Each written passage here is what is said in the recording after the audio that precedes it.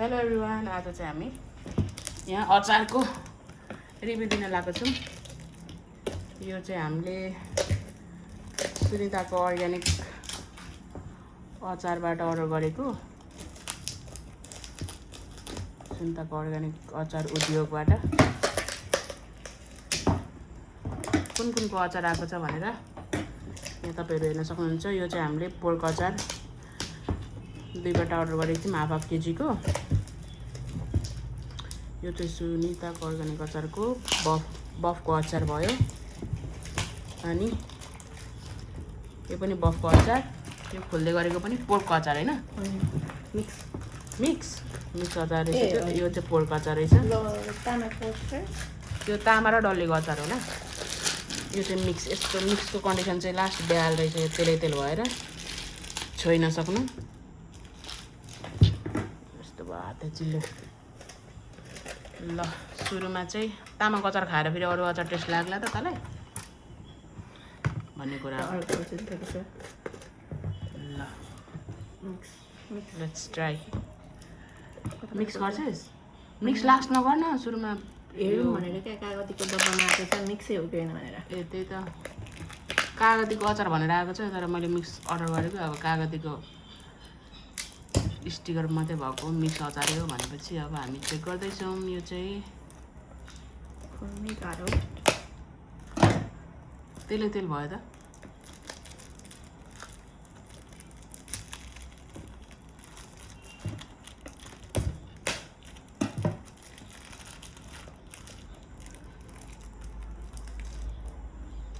शुक्रबार अर्डर गरेको, आज के बार भयो?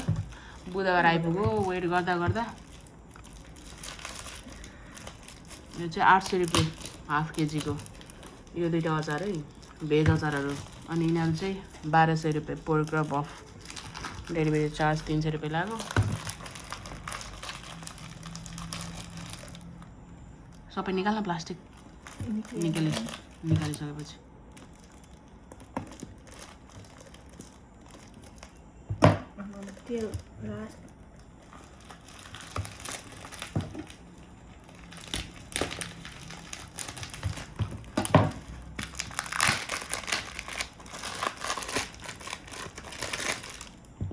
सबै तेल भयो टेबलभरि। ल फेरि ट्राई गर्छु।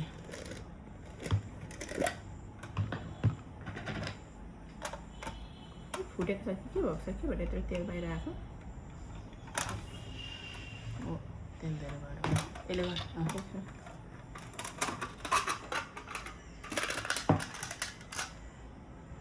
कागतीको छ त, कागतीहरू सबै मिक्स होला नि त। एकचोटि खोलेर हेरौँ। हो त अकबर डल्लेहरू छ कि कागती मात्रै हो? म त कागती मात्रै देख्छु त। के मिक्समा चाहिँ के कागती हो नि? सबै थोक हुनु पर्दैन, तर बेसी कागती देख्छु म पनि। कागती नै मात्रै देख्छु त म त। ट्राई गर्न थाहा हुन्छ। अलिअलि डल्ले पनि देखेँ। मलाई यहाँ मुखमा थुकाइसक्यो। धेरै तेल छ।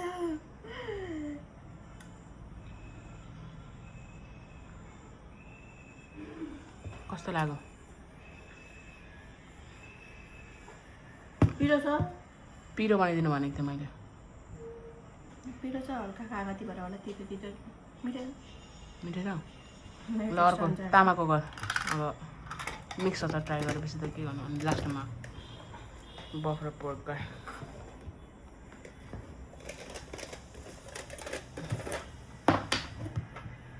यो निकाल्नुपर्छ है सुरुमा। मैले निकालेर राख्नुपर्छ एकैचोटि।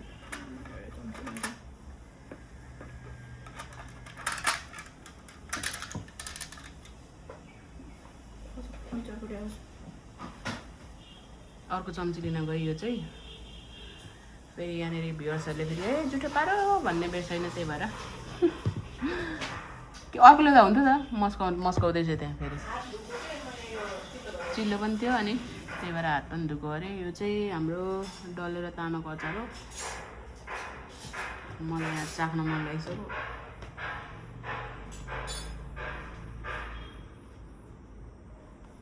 ल आई मलाई पनि एउटा प्लेटमा एउटा निकालेको थिएँ खुर्सानी पनि लाग्यो नि त पर्दैन भातसँग खाना अर्डर गरेको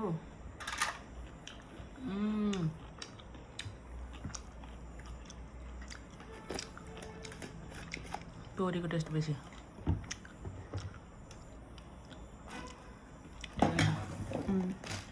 अमिलो भएको छैन अमिलो भएको छैन अलि टरै छ भर्खर बनाएकोले गर्दा होला ठिकै छ बिस्तारै गरेर नानी उठ्छ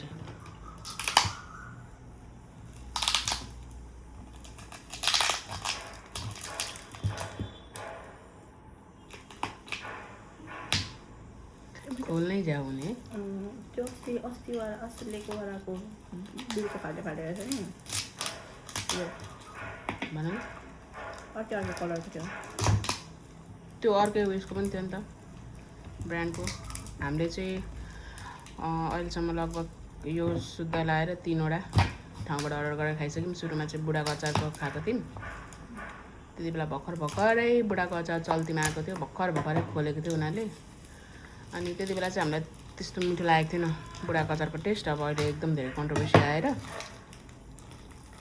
कसैले मिठो छ भन्छ कसैले अब मिठो छैन भन्छ आफ्नो टेस्ट अनुसार हो हामीले चाहिँ अब अहिले हालसालै चाहिँ ट्राई गरेको छैनौँ हामीले सुरुमा ट्राई गर्दा चाहिँ हामीलाई मिठो लागेको थिएन ठिकै थियो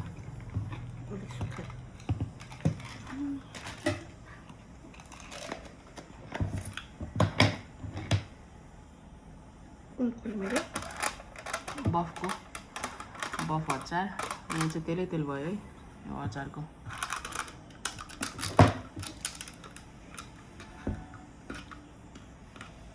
खोइ कत्रो पिस छ सानो पिस रहेछ त्यो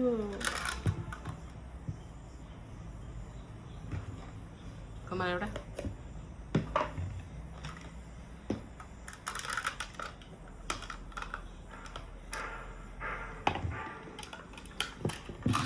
टाइनी पिस रहेछ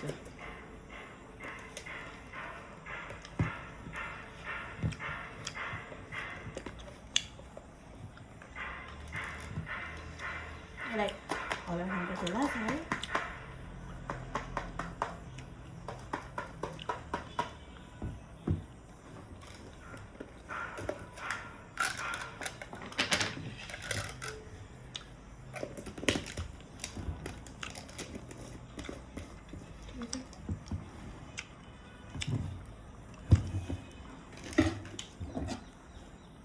यसमा चाहिँ जिरा धनियाँहरूको एकदम धेरै टेस्ट आउँदो रहेछ धनियाँको बेसी टेस्ट छ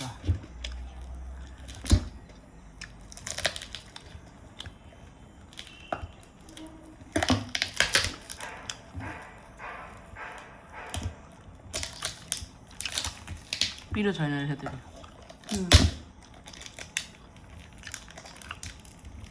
म चाहिँ यहाँ ब्याकग्राउन्डमा खाएर रिभ्यू पनि दिँदैछु है कमेन्ट पास गर्दैछु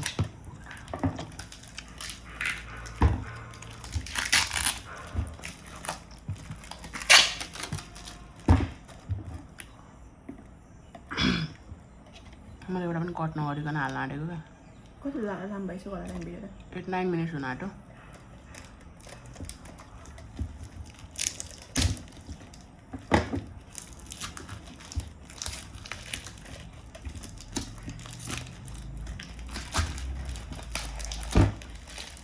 खोल्दै दिन जाने पनि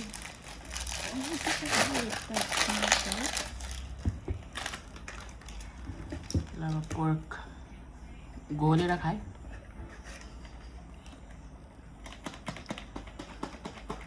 चम्चीले पनि घोल्न पोर्कमा अलिक तेल ओइली रहेछ बाहिरबाट देखिन्छ यसमा चाहिँ अलिकति सुक्खा छ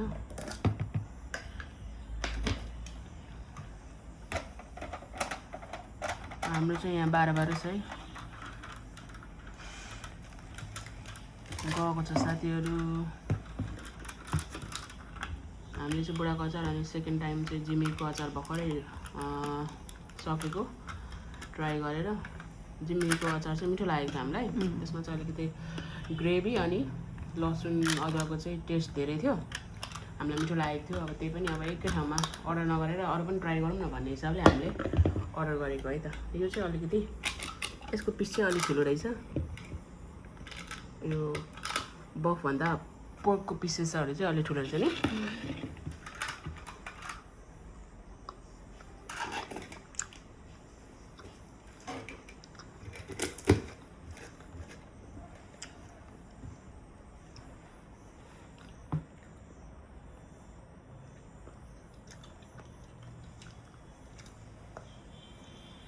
अलिक पिरो रहेछ नि यो हाम्रो त पिरै आएन यो साइडमा नुन पनि त्यति आएन खाँदैछु फेरि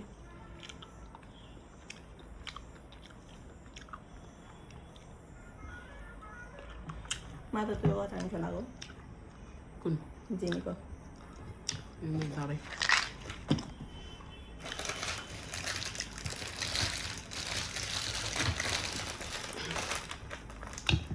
फेरि जिमी अचारमा पोर्क छैन नि त मलाई चाहिँ के भन्यो मिक्स पनि दिएको अलिकति ट्राई गर्छु ठिकै लाग्यो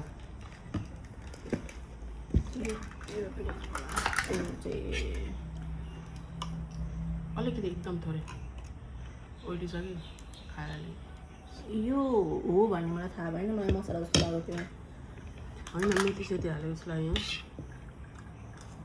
ठिकै छ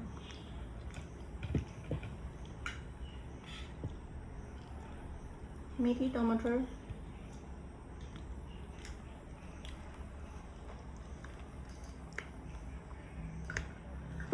मलाई चाहिँ नि मेरो रिभ्यू दिनुपर्ने हो भने ठिकै लाग्यो मलाई एभरेज लाग्यो जिमीको अचार चाहिँ खाँदै हामीले त सबैजनाले गम के गम कति छिटो सकेको थियौँ यो चाहिँ मलाई भेज अचार पनि एभरेज लाग्यो मासुको अचार पनि एभरेज लाग्यो यो मेरो अनेस्ट रिभ्यू चाहिँ यही हो साथीहरू ल अब यसको मसला चाहिँ टेस्ट गर्नु मिलेन मासु मात्र टेस्ट गरेको ल आजलाई यति नै अब हाम्रो रिभ्यू भेटी चाहिँ यति नै साथीहरू ल बाई